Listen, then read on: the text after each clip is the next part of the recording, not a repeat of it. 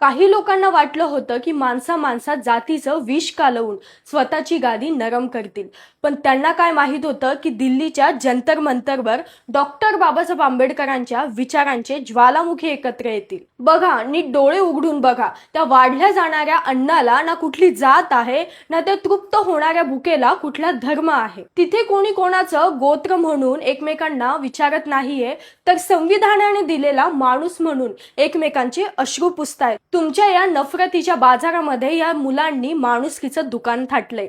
Doctor Babasaheb Ambedkar नेहमी म्हणायचे की स्वातंत्र्य आणि समता तोपर्यंत अपूर्ण आहे जोपर्यंत इथल्या लोकांमध्ये बंधुभाव निर्माण होत नाही. आज जंतर मंतरवरच्या याच रस्त्यांवर बाबासाहेबांच्या बंधुभावाचा उत्सव सुरू आहे.